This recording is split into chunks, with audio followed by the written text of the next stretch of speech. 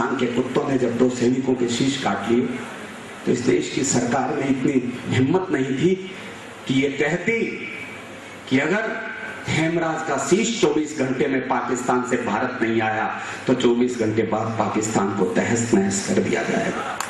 ये भाषा इस देश की सरकार ने नहीं बोली। उस मां ने 5 दिन तक अनशन किया, अपने बेटे का मस्तक पाने के लिए अनशन किया। हम 4-5 कवि कलकत्ता में थे, गुवाहाटी में थे इस बार होली पर। हमने होली नहीं मनाई साहब। हमने होली इसलिए नहीं मनाई कि उस हेमराज की मां ने कैसे होली मनाई होगी जिसके बेटे का मस्तक आज तक लौट कर नहीं आया। एक पत्रकार ने उससे पूछ लिया कि जब तुमने अपने बेटे के प्राण देश पर न्योछावर कर दिए थे तो फिर क्या जरूरत थी कि तुमने 5 दिन तक उसके मस्तक को पाने के लिए अनशन किया। उस मां का जवाब सुनिएगा। उस मां ने कहा कि हाँ, मैंने मेरे बेटे के प्राण देश पर न्योछावर कर दिए थे, लेकिन आखिर तो मैं उसकी मां हूं। 9 महीने तक मैंने उस बेटे को मेरी कोख में पाला था। उसके प्राण तो मैंने देश पर न्योछावर करे, उसके जिस्म पर, उसकी देह पर तो मेरा अधिकार बनता था। मैं एक कविता आपको सुपुर्द करता हूं कि 2 सैनिकों के मस्तक काट लिए गए, एक हेमराज का मस्तक आज तक लौट कर नहीं आया। उन सैनिकों को, जिस सैनिक ने उनका मस्तक काटा हेमराज का, उसको 5 लाख रुपए का पाकिस्तान की सरकार ने इनाम दिया। और सुना जाता है कि उसके मस्तक को फुटबॉल बनाकर वहां पर खेला गया। मैं पंक्तियां पढ़ता हूं, इस कायर सिंहासन को पुकारना चाहता हूं, इस भीलवाड़ा की प्रबुद्ध जनता के सामने खड़ा होकर आपके माध्यम से दिल्ली तक अपनी आवाज पहुंचाना चाहता हूं, निवेदन करता हूं कि शीश नहीं है सैनिक का, ये भारत मां का मस्तक है और पृथ्वीराज के सिंह द्वार पर ये गौरी की दस्तक है। सिंहासन कायरता छोड़ो, शस्त्रों का संधान करो, सेना को आदेश हमारा चंडी का आह्वान करो। जो आंख उठी है भारत पर कसम राम की आंख फोड़ दो। ले नापाक किरादे जो भी हाथ उठे वो हाथ तोड़ दो। ले नापाक किरादे जो भी हाथ उठे वो हाथ तोड़ दो। अरे मातृभूमि पर घात बने बकरों को ऐसा झटका दो कि उनके जिंदा शीश काट कर लाल किले पर लटका दो। और गांडी उठा लो अर्जुन। एकदम तालियां हैं। मैं जितने हाथ नीचे मैं उनको चुनौती देता हूं अगली 2 पंक्तियों पर कि गांडी उठा लो अर्जुन, फिर से समर महाभारत कर दो। अरे गांडी उठा लो अर्जुन, फिर से समर महाभारत कर दो। और लाहौर, कराची, रावलपिंडी तक भारत ही भारत कर दो।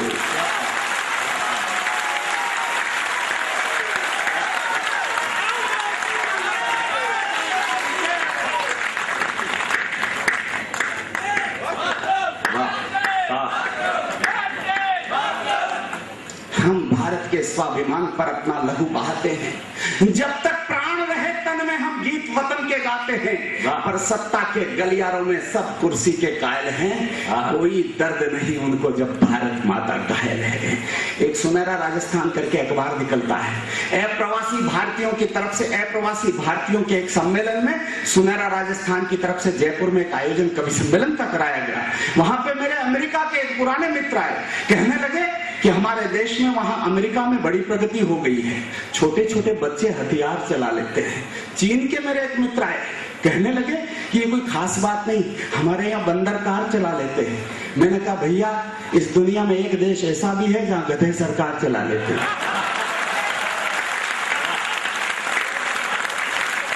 हम भारत के स्वाभिमान पर अपना लहू बहाते हैं। जब तक प्राण रहे तन में हम गीत वतन के गाते हैं। पर सत्ता के गलियारों में सब कुर्सी के कायल हैं, कोई दर्द नहीं उनको जब भारत माता घायल है। शांति वार्ता की भाषा के शायद ये परिणाम हुए। इतिहास कलंकित कलुष देश के सैनिक भी कुर्बान हुए। अरे बादशाह पर नजर उठा दी, बादशाह पर नजर उठा दी वैशी कायर प्यादों ने, और आखिर अपनी जात बता दी गीदड़ की औलादों ने। आखिर अपनी जात बता दी। आखिर क्यों मरना पड़ता मेरे देश के सैनिक को? आपको जानकारी में डालना चाहता हूं, 494 शहीद हुए करगिल के युद्ध में। उस करगिल के युद्ध में 494 सैनिकों में से 286 सैनिक अकेले इस राजस्थान की धरती में दिए। मैं राजस्थान का प्रतिनिधित्व। एक बात मुझे याद आती है, आप किस बात कर कि जब भी कोई जिक्र करेगा वीरों के बलिदान का, जब भी कोई जिक्र करेगा वीरों के बलिदान का, सबसे ऊपर नाम मिलेगा मेरे राजस्थान का। अगर कारण आपको इन पंक्तियों में पता लगे तो फिर आशीर्वाद चाहता हूं कि मातृभूमि की खातिर मृत्यु उत्सव है उत्साह नहीं, और देश की खातिर लहू बहाना वीरों का अपराध नहीं। ज्वार उठा था शोणित में, ज्वार उठा था शोणित में, पर सपने चकनाचूर हुए और सिंहासन की नामर्दी से हम मरने पर मजबूर हुए। अरे पंक्तियां तो अब पढ़ रहा हूं साहब, तालियों के लिए तो फिर पंक्ति पढ़ता हूं। सिंहासन की नामर्दी से हम मरने पर मजबूर हुए, घाटी में कोहराम मचाया दुष्टों की बर्बरता ने, और बाजू बांध दिए वीरों के दिल्ली की कायरता ने। आजादी हमको देते, आजादी हमको देते तो कब्रिस्तान नहीं होता, और सौगंध राम की दुनिया में फिर पाकिस्तान नहीं होता।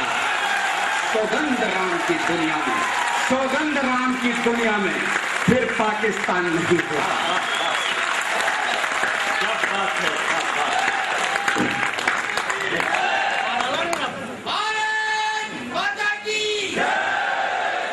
भारत माता की। तब पंक्तियां पढ़ता हूं कि तुम महफूज नहीं रख सकते भारत मां की शान को, तुम महफूज नहीं रख सकते भारत मां की शान को, कायर कंठ नहीं गा सकते जनगण मन के गान को, सत्ता मद में भूल गए तुम सेना के सम्मान को, और निज शोणित से धरा सींचते वीरों के बलिदान को। हल्दी घाटी पर अंकित उन गाथाओं को याद करो। एक भी ताली न उठे जब तक मैं अंतिम पंक्ति तक नहीं पहुंचूं, लेकिन तालियां उठे तो तमाम सदन की उठे, नहीं तो सारे हाथ खामोश रह जाए। मेरी बात से सहमति रखते हो तो तालियां उठे, नहीं तो कोई बात नहीं।